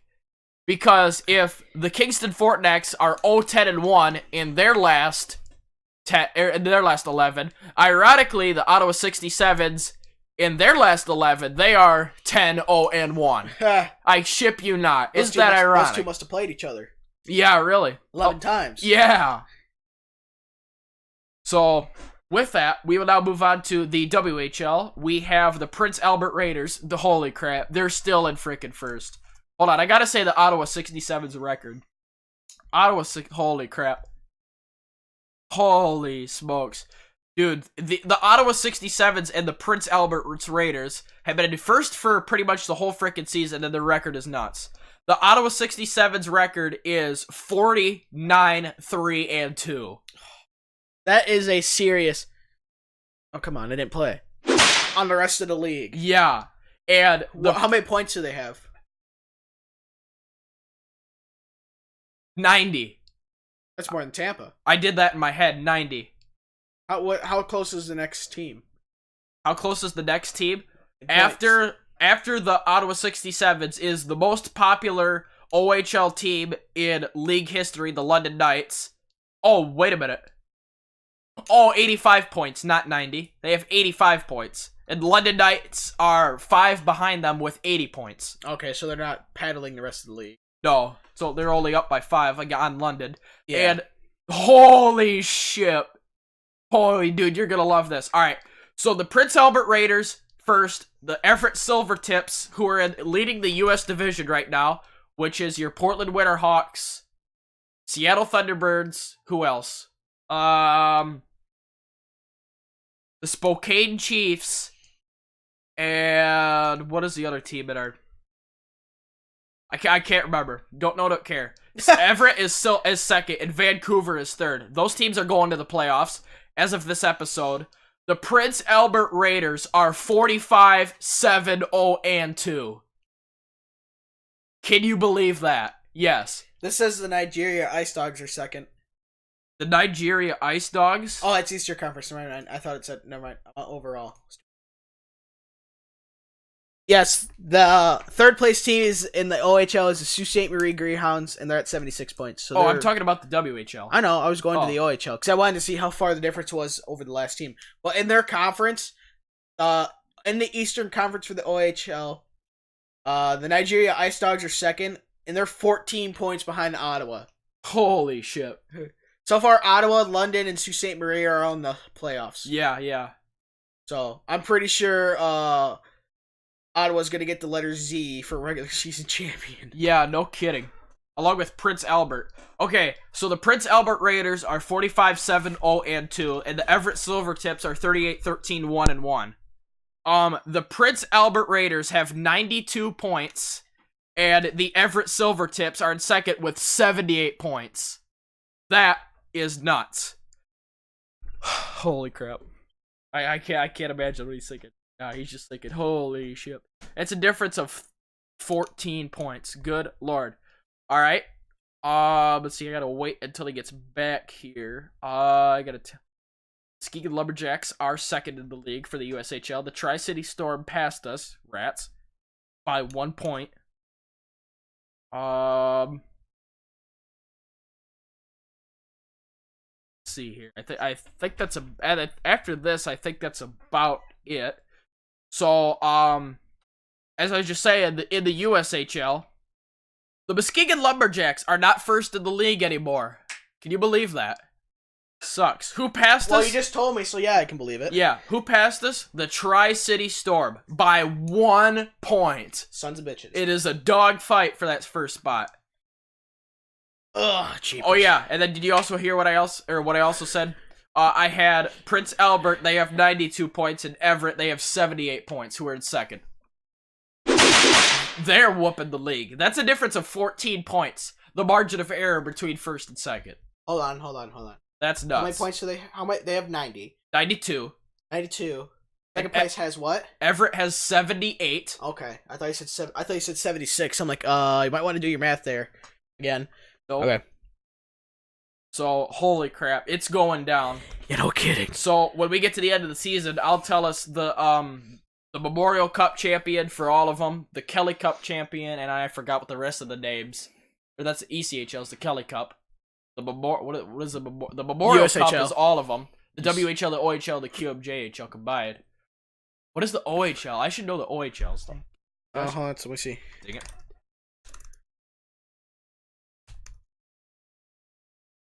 It is the... I should know this. What?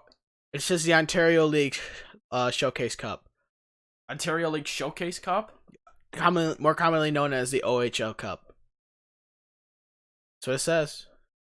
The WAHL's is the... Oh no, the finals champion is the J. Ross Robertson Cup. Never heard of the guy. Because the USHL is the Memorial Cup.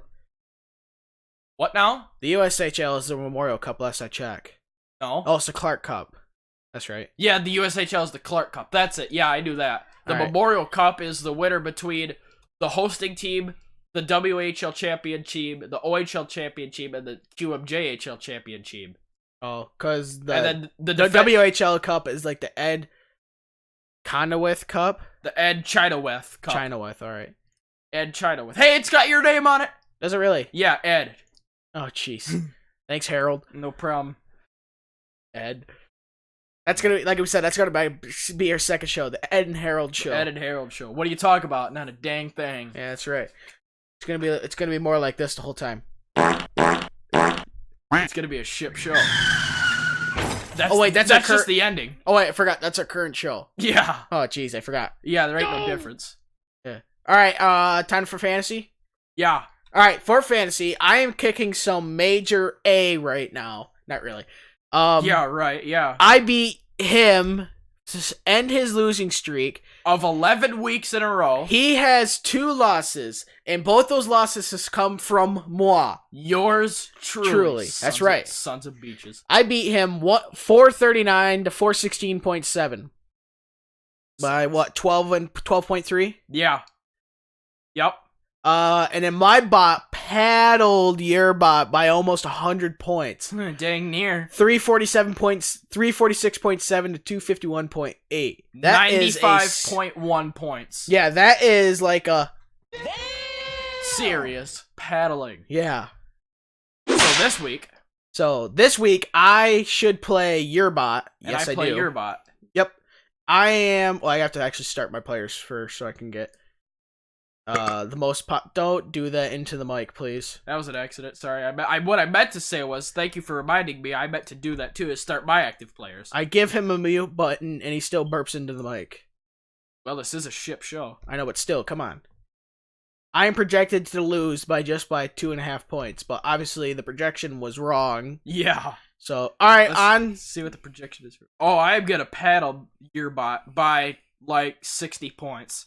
Well, you were supposed to paddle me and see how that turned out. Oh yeah. Oh crap! Then it needs to be the other way around. Oh, it sucks. All right, on to news. The LA Kings traded Nate Thompson to the Montreal Canadiens for a 5th-round pick in the 2019 NHL Draft. What else do we have here? 3 stars of the week. I'm doing picks first. Draft, or not picks, trades first. All right. The other team, Pennsylvania, acquired defenseman Blake Seinbendler. I have no idea. From the Columbus Blue Jackets for a conditional 2019 7th-round pick. Well, there's an AHL 4th liner. ECHL 4th liner. Yeah. Yeah, I said the East. How far do I gotta go back? When did we record last? The 8th? I think so. When was the last time we recorded? The 8th? I don't know. We didn't talk about that one. So, okay, so on February 9th, Montreal Canadiens acquired defenseman Kristen Fullen and forward Dale Weiss from the Philly Flyers for defenseman David Schlemko and forward Brian Froese. Wow. Froese, sorry. The cheesesteaks and the Canadians? Yep.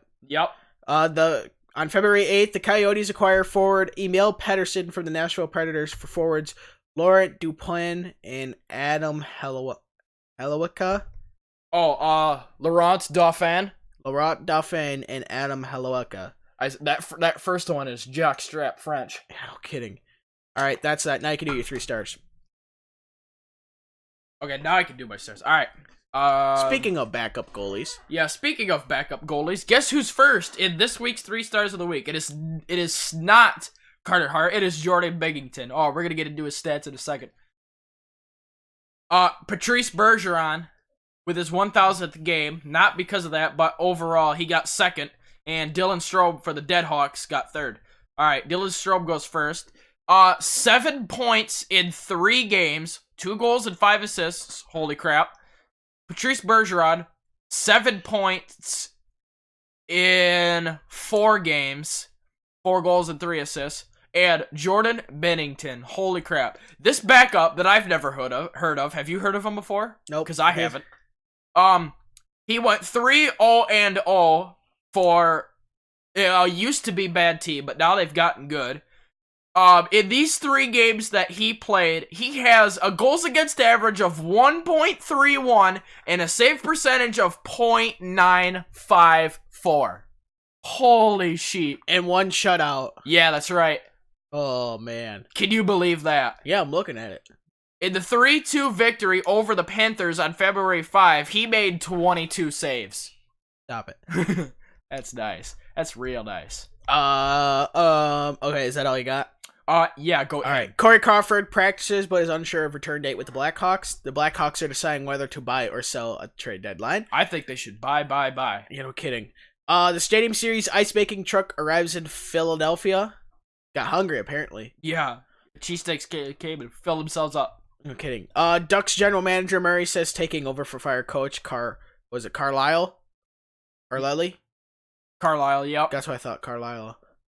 Necessary, obviously. Yeah. I think it was Georgiavoy? I think it's Georgiavoy. Who now? Backup for... Oh, I know how to pronounce that. I've heard him say it, and I can't remember. I think it was... Was it Gorgiev? Gorgiev. Gorgiev. I've heard him say it, and I know it was either Jor or Georg. George or Jorge or Pedro Chong or Pedro, Chunky Ho, something along those lines. Juan. He enjoys a memorable 23rd birthday for the Rangers. He made 55 saves. Just a few. Oh, I think he made 55 saves. I think he deserves a free dinger for that. And a 4-1 victory. He stopped 55 of 56 saves. Oh, yeah. What is the math on that? What's 55 divided by 50 or 55 divided by 56? Hold the phone.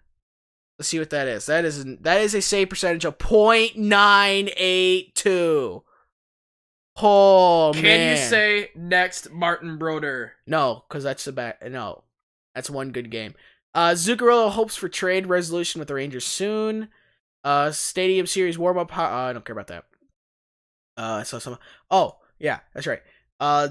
Delali back up for the Blackhawks. Oh, how you pronounce his name is Colin Delia. Delia. That's it. He is dealing for the Blackhawks as he agrees to a 3-year contract with the Blackhawks at $1 million a year. See what else we have here. Let's see what else we still have here. Yep, Carlisle fired. Knew that. That is the bottom of that news. If I scroll down the bottom, I can load some more in. Not seeing anything else. Nope, we'll call that good. All right. On this day, unless you have something else. No. Other than Tarasenko getting a Hattie, that's all I can really say or see. That's, news. I don't know. Okay. On February 11th in 1971, John Bellevue Jockstrap, who scores the 500th goal of his NHL career when he completes a hat trick in the Montreal Canadiens 6-2 victory against the Minnesota North Stars. Yeah, geez. Really. 1950, Gordie Howe scores a hat trick for his first NHL hat trick. He also has 2 assists in the Detroit Red Wings' 9-4 road win against the Boston Beaches. Detroit's Gary Couture blows the game open by scoring 3 of his 4 goals in the third period. Oh, that's nice. 1960, Boston's Bronco Horvath extends his NHL record point scoring streak to 71 games with the first period assist on a goal by Johnny Buick. And the Bruins 3-2 win against the Detroit at the Boston Gardens. 1968, the New York Rangers rally for a 3-3 tie with Detroit. The final game played at the old Madison Square Garden. Rod Gilbert has 3 assists for New York, including one of John Rattel's game-tying goal in the third period that turns out to be the last in the old Garden. The Rangers play the first game in the new and current Garden 1 week later. 1982, NHL history is made when referee Kerry Fraser awards penalty shots to 2 Vancouver Canuck players in the same period. Thomas Gardane and Ivan Helenka each score against Red Wings goal. Why is everything against Detroit? Red Wings goalie Gilles Gilbert in the third period of a 4-4 tie at Joe Louis. 1984, Al Arbor becomes the 5th coach in NHL history to reach 500 career wins. The milestone comes when the New York Islanders defeat the Canucks 6-4 at Nassau Coliseum. 1988, Wayne Gretzky, who has a goal and 2 assists in the Edmonton Oilers 7-2 victory against the Canucks at the Pacific Coliseum to give him 101. Holy crap. His NHL record 9th 100-point season. I'm glad it was against Killer Whales this time instead of us, for crying out loud. Yeah. Well, all right. 1991, Mario Lemieux has 2 assists, become the 2nd fastest NHL player to reach 500 in his career. He does it in 433 games. Gretzky did it in 352. Oh, he wasn't even in the same zip code. Yeah. He scores a goal, but the other team, Pennsylvania, still lose to said Gretzky's team, Edmonton, at Northlands Coliseum. In 1999, Randy Cunningworth of the Buffalo Sabres scores in a 5-2 win against Montreal, setting an NHL record for the longest time between goals with one team. His previous goal for the Sabre comes on November 15, 1981, a span of 17 years, 2 months, and 27 days. That's what I call a drought right there. Exactly. 17 years. Get out, mofo. Holy crap. Cheapers. In 2000, Ray Bourque becomes the 2nd defenseman in NHL history to reach 1,500 points when he scores a goal for the Bruins in a 5-2 loss against the Rangers at MSG. Who? He is the 9th player to do so. In 2017, Henrik Lundqvist becomes the 12th goaltender in NHL history with 400 victories, making 32 saves in the Rangers' 4-2 win against the Avalanche at MSG. Nothing's changed, apparently. Yeah, really. He reaches the milestone in 727 games, the fastest in NHL history, and joins Martin Brodeur and... Jockstrap Plant. Nope, Tony Esposito. Oh, gosh, I'd rather be... Gosh, I can't stand those brothers. As the only goaltenders to win 400 games with one franchise. And in 2018, Sid the Crybaby becomes the 95th player in NHL history and the 7th active player to score 400 goals. With his father on hand, he ends a 10-game goal drought. Damn, it should have been longer. Yeah. And reaches the milestone by scoring 331 in the second period of their win against the St. Louis Blues. He is the 20th player to score 400 goals and have at least 650 assists. He starts to push towards number 500 when he scores into an empty net with 2:48 remaining in the third period. Okay. I think it's on for some trivia now. So, you went first. You went first for fun facts, so I'll go first for this. Okay, that works. All right. Okay, here is the good old fun fact. NASCAR tires have safety improvements that enables driver to remain in control of the car when the tire loses air pressure. What is that safety improvement? Read that again. NASCAR tires have a safety improvement built in them that enables the driver to remain in control of the car when the tire loses air pressure, like when it goes flat. What is that safety improvement? I have no idea, but is it a multiple choice question? Nope. Okay, I'm gonna guess, is it power steering? I don't think it is. What does that have to do with tires? I don't know. The tires themselves have a safety feature built into them. Really? Yes. It's used on tracks that are a mile in length or more, or over a mile. I can't remember what it was. So if you're at Bristol, you don't get this safety improvement. If you're at Martinsville, you don't get this safety improvement. I believe if you're at Dover in ISM Raceway, you don't get that safety improvement. I think it's tracks over a mile in length. The tires have a safety feature inside them. Yes, it's so the tire doesn't rip apart and destroy the car. You know, when a tire goes flat, you're prone to ripping the tire apart. I don't think I've ever heard of that before. It is not on road cars.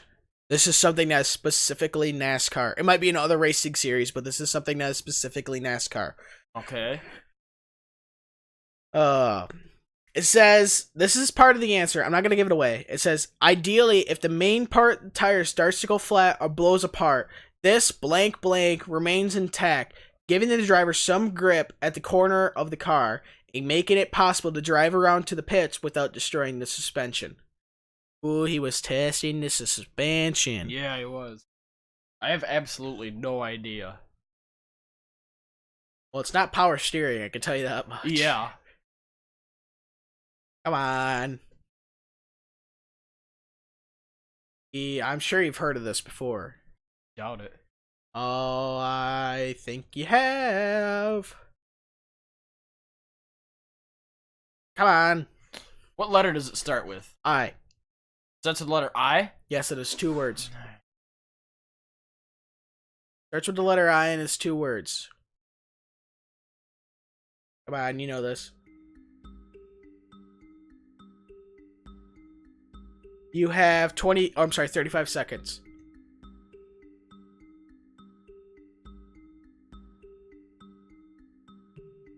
You don't even have to give me the name. If you could give me sort of what it's like a general representation of it. You don't have to give me the exact name. I.e., what it is if the tire goes flat, it doesn't go completely flat. 5 seconds. Oh. Come on. 3, 2, 1. Inflated air? No, the correct answer is an inner liner. An inner liner? It's basically a tire in a tire. I don't think I've ever heard of that before. I think you have. They talk about it all the time when a driver gets a flat tire at a big track. It remains in. It's pretty much a tire in a tire. So if the main tire blows, say they hit something, or the tire just goes straight up flat. Oh, jeez. They can make it down to pit road without totally destroying that part of the car. So, and then they can put 4 fresh tires on and keep on going, and they don't have to worry about something. All right. You know, it also helps. It doesn't, drag the splitter either. So, all right, you're up. All right. My trivia question today. Boy, do we have a good one. I thought mine was kind of a cream puff, but whatever. Oh, jeez. I don't think... my trivia question is, for hockey, who in the history of the NHL that is a goaltender has allowed the most penalty shots in goal, allowed most penalty shots, goals against for penalty shots in a single career. So, allowed the most goals in on a penalty shot. In one single career by one player in history of the NHL. Ooh, I don't know. I don't know either. Oof. Alright, give me some hints. Pavel Datsyuk scored a very famous breakaway, or not breakaway, a very famous shootout goal. Marty Turco. On this guy that is incorrect. This guy played the goaltender when he scored that shootout goal was for the Smashville Predators. Not Rene. I don't think it's Rene. It is incorrect. I would say it's not Rene. So Right. I've already lost one, sir. And you got one guess left. Rene was not a guess. I know. Then how do I only have one left? I'm just messing with you. I'm gonna mess with you in the face here in a minute, buddy. Here in a minute. Go here. Yeah. Who was that? I think I know who you're talking about. Who else did he play for? Let me click on his name and see what Wikipedia says here. Where we get our reliable information from. Yep. He played... What do you mean everything on the internet that's true? Yeah. He played for the Smashville Predators from 1999 to 2007. Holy crap.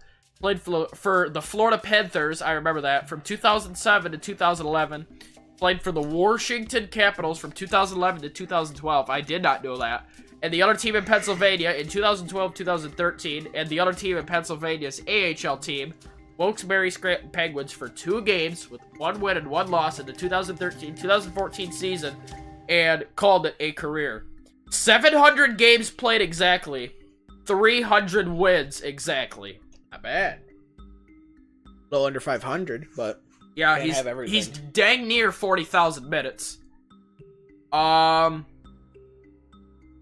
His career average, goals against average, is 2.55, and he has a career average save percentage of .917 for a starter, I believe. He was sometimes a starter, he was sometimes a backup. 2.55 at a .917. Much time's left. 32 seconds. That's 23 backwards. Drafted 226th overall in the 1994 draft. His nationality is Czech Republic. 18 seconds left. He's catches with his right hand, so he's not normal. He's 42 years old. He's retired. It's his initials. His initials is TV. Thomas Volkun? Holy shit, with 2 1,000ths of a second left, Thomas Volkun is the correct answer. Oh, I thought Volkun played for Minnesota, too. He did not play for the Minnesota Wild. Did he have a brother that played for Minnesota? A brother that played for Minnesota? No. Are you thinking of the other Nicholas Backstrom that played for Minnesota? No, I thought Volkun played for Minnesota.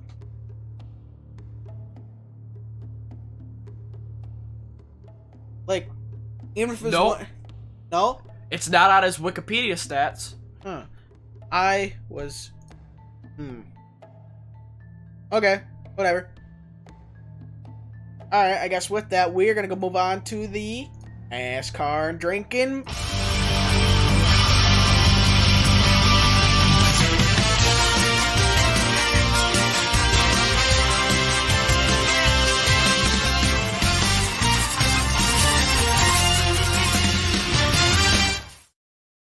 What's up, mofos? Oh, wait, you just came back. All right. As previously stated in the intro, there was the big one at the Daytona Clash. Before the Clash started, getting through inspection, the number 3 of Austin Dillon, number 9 of Chase Elliott, and number 13 of Ty Dillon, car chiefs were rejected for failing inspection too many times. As also stated, William Byron earns the Bush Pole Award. He earned the Pole Award. J.J. Watt is named the Grand Marshal for the 61st Daytona 500. What else do we got going on?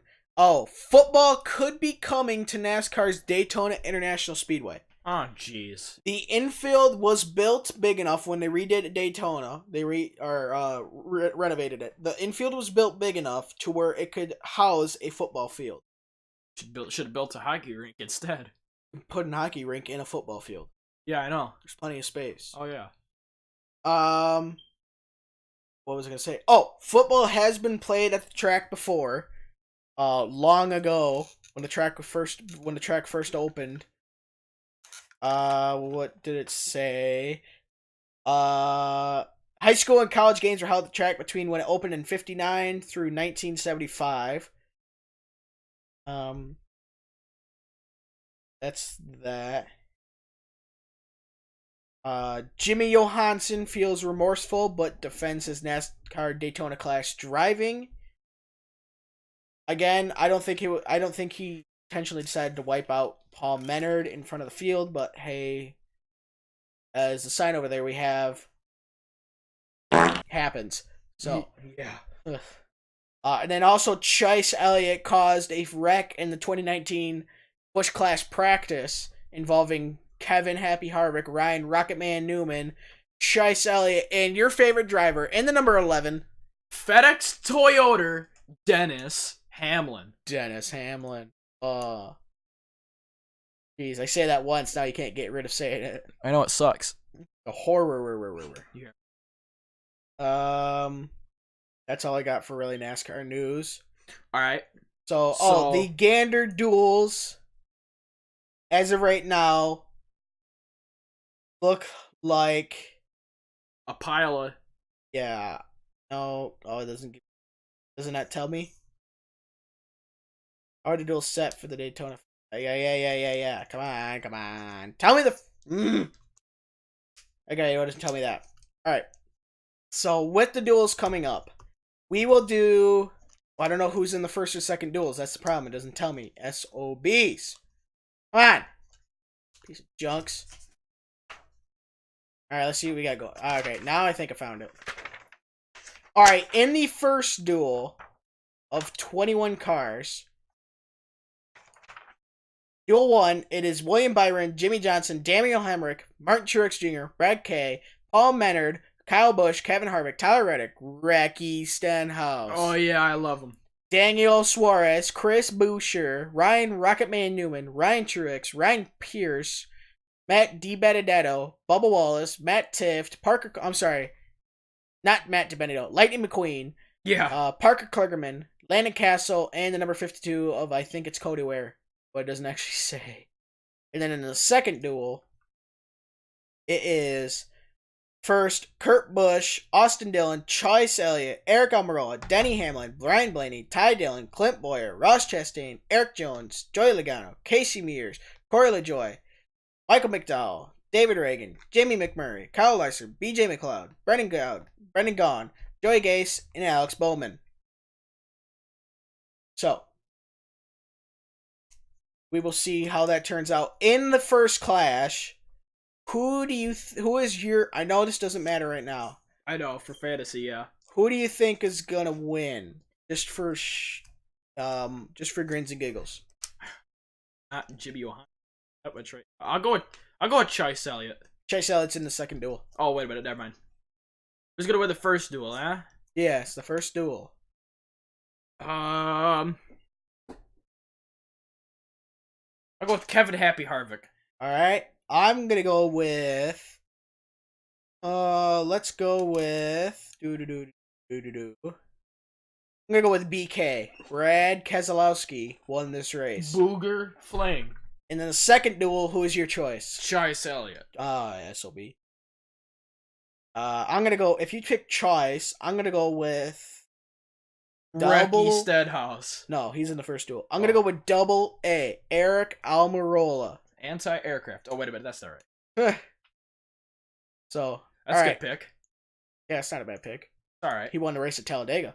Hope it's a good That's pick. Pretty good. Yeah, it's better than Ricky Stenhouse. Yeah. Alright, with that, we're gonna go on to who had that number. And I will go first for today's who had that number since you went first.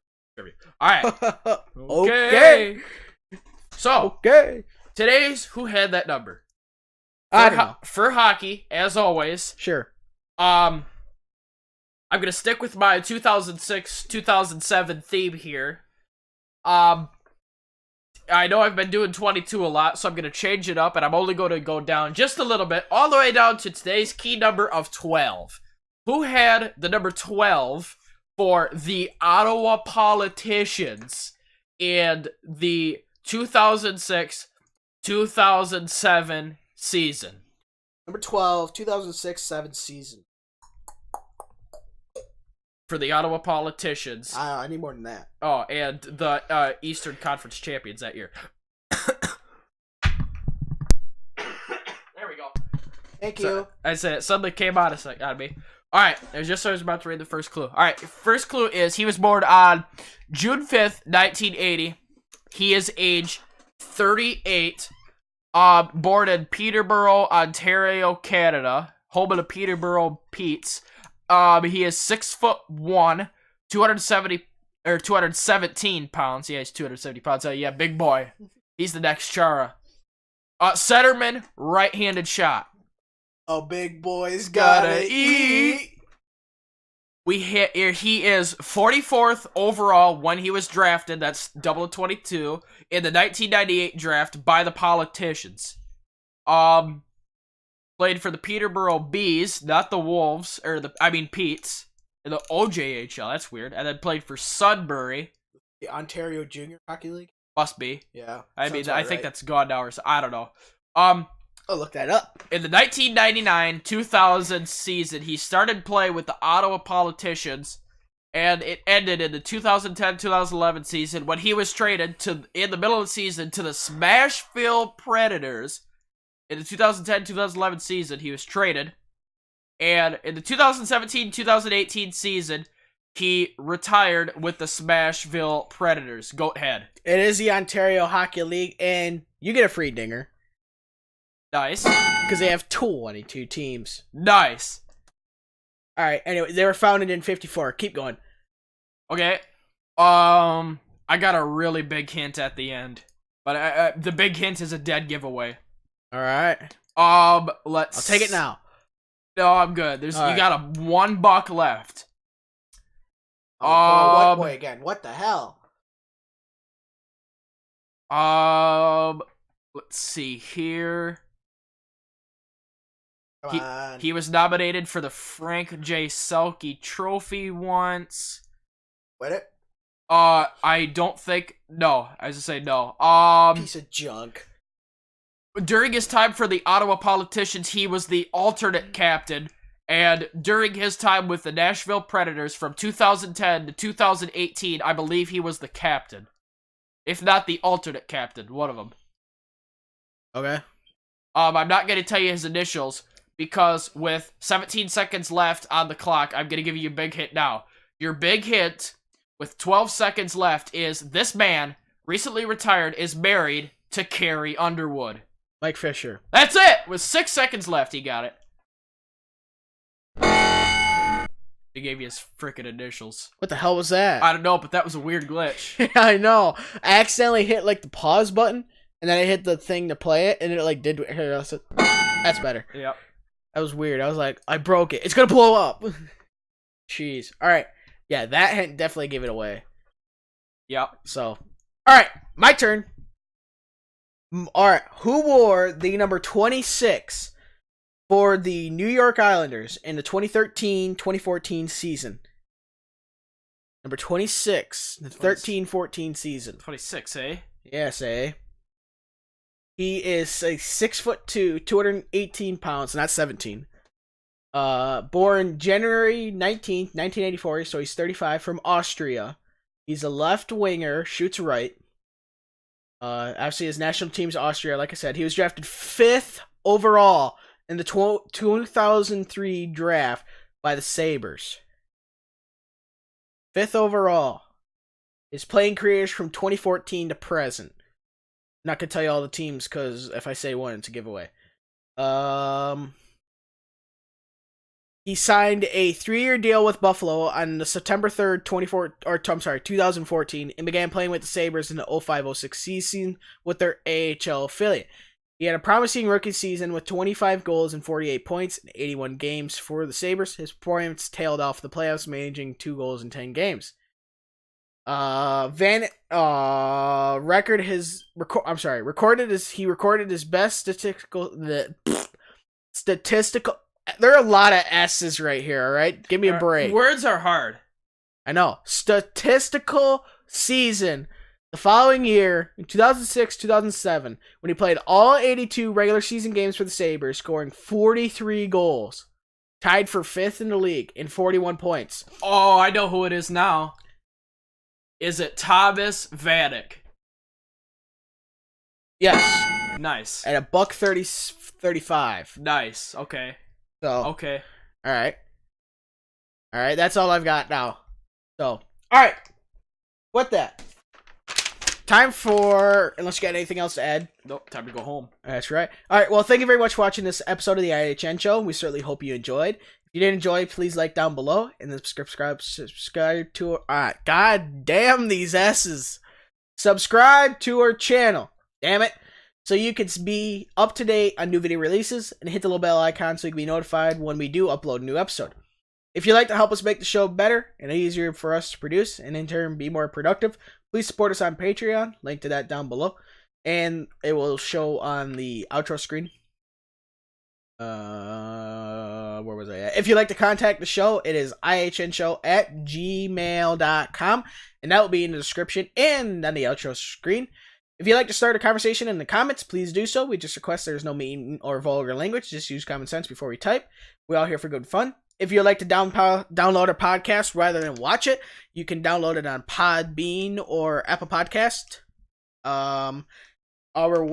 have a website. The link to that will be down below, and we have a Twitter handle that is @IHN Show.